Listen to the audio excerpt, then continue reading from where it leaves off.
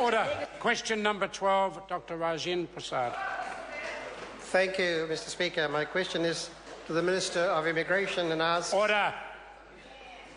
Does he stand by all the statements he made in his answers to oral question 11 on 13th February 2014? Mr. Speaker. Honourable Michael Woodhouse. Yes, I do, Mr. Speaker, with one qualification on the point about whether the individuals referred to were unlawful at the time of the alleged fraud. The timing of the alleged fraud is a matter of conjecture, but I can confirm they were unlawful at the time of their first approach to immigration in New Zealand. Supplementary, Mr. Speaker. Supplementary question, Dr. Rajen Prasad. Does the following statement contained in letters from Immigration New Zealand, dated 20th and 23rd of January, to the students referred to in oral question 11 last Thursday, amount to a threat of deportation? And I quote, "If you do not leave New Zealand voluntarily, you will be liable for deportation." And if it does, will the Minister accept that his challenge to me to verify my statement has been satisfied? Mr. Speaker. Honourable Michael Woodhouse. No, I don't. It is simply a matter of fact that individuals who are here without a valid visa are unlawful and are liable for deportation. That is a simple fact that does not, in and of itself, constitute a threat to deport. Point of order, Mr. Speaker. Point of order, Dr. Order.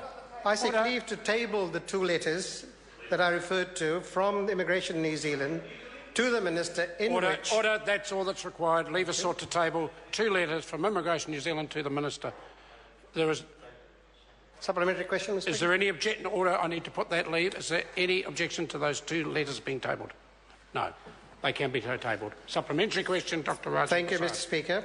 Given his comment in his answers to oral question 11 last Thursday that, and I quote, "My instructions to officials is that people who speak up do so without fear of being disadvantaged in the way the member describes, which is threatened with deportation, and that the Immigration New Zealand threats of deportation represent a breach of his instructions, how will he strengthen his instructions to ensure these breaches do not occur?"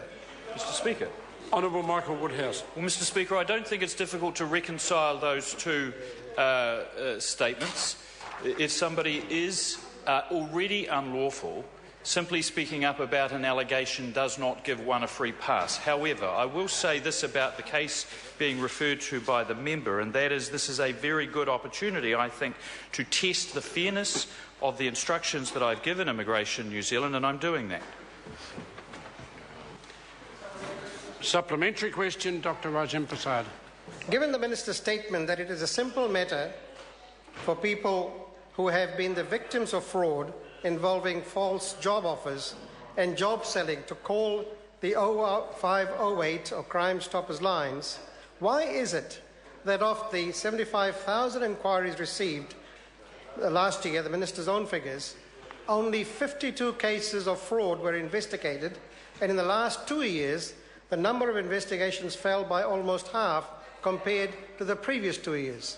Mr. Speaker. Honourable Michael Woodhouse. Well, Mr. Speaker, firstly, the number that I quoted on the 13th of February, I think, was 750,000, not 75,000. And the measure, I think, of the success of the policies that have been put in place are not necessarily the number of investigations. Often the policies remove the situations that could give rise to them, but I do note and reiterate that the number of successful prosecutions has gone up by between 400% and 500% over the time of this government. The House comes to questions to members. Question number one, and the point of order, Sewer William Seo. I'm sorry, Mr. Speaker. I should have raised this earlier, but I didn't want to disrupt the flow of questions. I note when my colleague, the Honourable Shane Jones, asked the Minister of Commerce a question earlier, one of the comments made by the Minister was, and I think I'm correct in the quote, don't hide behind parliamentary privileges, something to that effect. And sir, I thought it was inappropriate, but now I've been trying to find something here on standing orders. But I feel that that was seriously wrong for the Minister to use that in a threatening way, not only to my colleague, but order, this is a point of order. As a Member of Parliament, sir, I feel that that's a threat on all of us, because if we are meant to be able to speak frankly and freely in this House as representative of our community, sir, I find it inappropriate for one of our own to then use that as a threat. And I'm not asking you, sir, to rule on this now. I think, sir, that I think that those words ought to be struck from the records. Order. And I think also, sir, that you should be instructing all members of Parliament that they need to uphold the parliamentary privileges. Order. Order. I will rule on the matter. No, I don't need assistance. The words cannot be struck from the records. They were said in this Parliament and they will remain.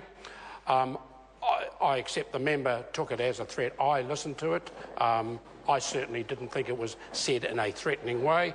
Members, as we've demonstrated over the last week, certainly have a opportunity to utilise parliamentary privilege. It's been done so, and nothing that's happened should ever change that. Members have a responsibility to use parliamentary privilege responsibly, and in this case I think they have.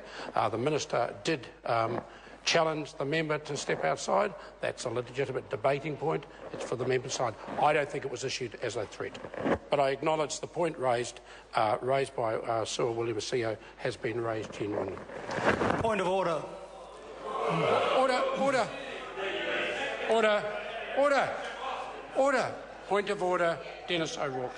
The point of order, Mr Speaker, is the words actually used were parliamentary petticoats, which I think is disrespectful to Parliament and unparliamentary, and the person concerned should be required to withdraw and apologise for that comment. If the member was offended by something that was said at the time, then it's important the member raises it immediately. I move to questions to members. Question number 1 in the name of Jacinda Ardern. Thank you, Mr Speaker. My question is to the member